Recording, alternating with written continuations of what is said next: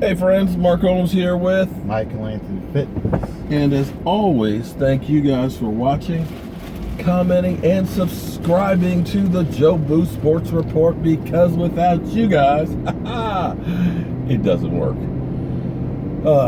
Work is done for the day, at least the day job is. Gonna go home, do some more work on the outdoor man cave, because it is the off season, but you gotta be ready when the team kicks off September 9th at 4:25 against the Carolina Panthers. Now here's an interesting question for you guys about my quarterback, Dak Prescott. And yes, I'm putting this out there because I know there's so many of you guys that'll be commenting right now, oh, here we go, another Dak Prescott video. And I'm sure you're gonna say, how long before the Earl Thomas video? Well, we'll go ahead and play that one by ear. Shout out to Dak Prescott, who's doing plenty of work in community. I know all you Eagle trolls out there were talking about how much Carson Wentz has been doing while Dak and them have been gone fishing and all that. So, you know, shout out to that. But before I get to the topic, Dak doing the cancer awareness campaign. I got to tell you, when we look at cancer, cancer's terrible. Cancer has touched just about everybody. Somebody you know, friend, family member has been dealing with cancer. I hate to say this, but cancer is literally all around us. And the food we eat and everything else. Every day I go past this farm. You know the farm that's over there in Warrenton? Oh, yeah. You ever look at a farm, you see the vegetables, you know, the corn growing in the field and things? If you've ever tried growing a garden at home or even flowers in a flower pot, you notice how you get weeds? I mean, I'm constantly pulling weeds out the flower bed with my tomato plants and stuff, right? Even though I don't have anything growing in the flower pots, any plants yet, there's weeds in there. But you notice how you never see any weeds in a commercial field? You ever notice that? Oh, no, I have. The reason being is they go through and they pour pesticides all over the fields to kill everything. Kills all the weeds, everything. So that way, boom, it's completely barren. And then they plant genetically modified plants that are resistant to the pesticides. But they ingest the pesticides. So in essence, we're getting those kinds of poisons every day. I'm sitting here, you know, my wife likes the colored mulch. You know, I go to Home Depot because I just want to get just the regular pine mulch, you know, pine bark mulch. Oh, we don't carry that, but we've got the red, we got the brown, we got the black colored mulch. But here's the thing.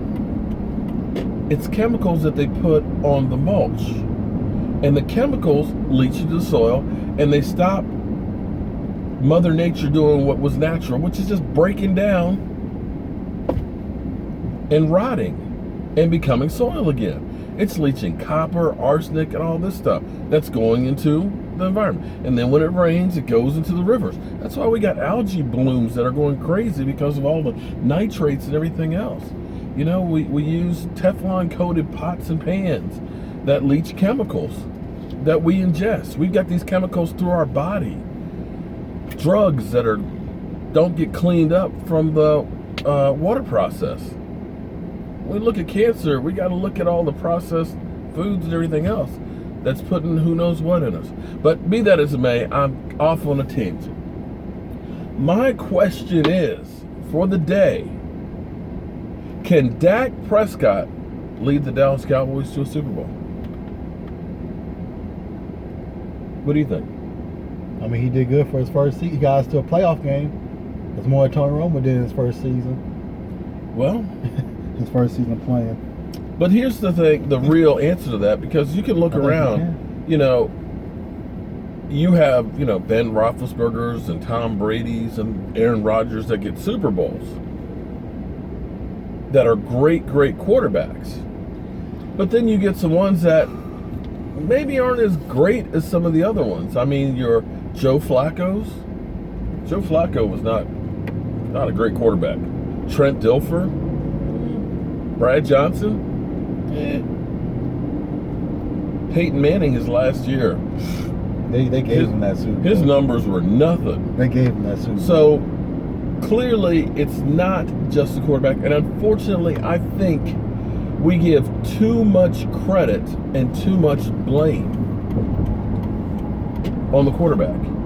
The fact that Dan Marino, who up until recently had pretty much every passing record there was, doesn't have a Super Bowl ring, kind of says a lot. That you can be a great quarterback, but if you don't have a team behind you that's supporting you, I don't know that it matters as much. Tom Brady's a great quarterback, but he's had really good teams. And when we look back, what always seems to be lost, and I keep saying this, especially to the casual fan, everything we are sold about the 90s dynasty, everything we remember is Troy Aikman, Emmitt Smith, Michael Irvin, the triplets. That's what we think about. We think about Michael Irvin going deep. Boom. We think about Alvin Harper going across the middle. That's what we think about. We think about that offense. What we don't think about is that number one ranked defense that we have. The Russell Marylands, the Charles Haleys. Those guys, the Leon Lett, the Ken Norton Juniors. We don't think about those guys back there. The Darren Woodsons that gave the football to the offense, that stopped the other teams, that played lights out. We forget about that stuff and only focus in on the quarterback. So now, thinking about that, Michael, do we think Dak Prescott can lead the team to a Super Bowl? I think he can. The coaches don't. Coaching. Ah, that's another one right there. We forgot about coaching, didn't we? That's it. Yeah. Coaching staff is what I'm worried about more than Dak Prescott. We had Jimmy Johnson, who was a motivator. Jimmy Johnson, who went out there and got people fired up and excited. We had Tom Landry, the statistician, the innovator, who was coming up with stuff that other people didn't see. What did we get from Jason Garrett? I don't know, what did we get from him? 8-8. This is where I'll get some people saying I'm negative. 8-8. They'll say that I'm just a hater. I'm just saying, please, if you can tell me what Jason Garrett brings, like Tom Landry or Jimmy Johnson did to the table. Only had 2 winning seasons with him. 2 winning seasons. No, 3. No, he said 3. He had 2014, 2016, and last year. I don't count last year because we didn't make the playoffs. Okay, well. It's 2 winning seasons. Well. Oh, yeah, and the clapping, too. Well, he brings this good old, mottos. Finish the fight. Yeah. I still say finish the fight and coach better. So we'll see. I think Dak Prescott can and will lead us to a Super Bowl. Oh, he will. Because here's part of the reason why I say I see that. Because I know the experts will disagree with me. I know they will. But right now, I believe the Cowboys are building a really good defense that with a couple of pieces, if they can get lucky in the draft and things, and some guys develop, that they can be a very good defense to an elite defense. And I think the biggest thing is going to be Chris Richard. A good coach can get you an extra win or 2. And I think getting away from so much 8-yard cushions. God, I hate 8-yard cushions. And starting to challenge people that they're going to get more turnovers than they did. They may get beat from time to time, but you'll make up for it in getting turnovers. And that's why I think Dak Prescott can lead the Dallas Cowboys to a Super Bowl. You guys, I know, will give me your thoughts on that, and I know the trolls will be laughing their head off.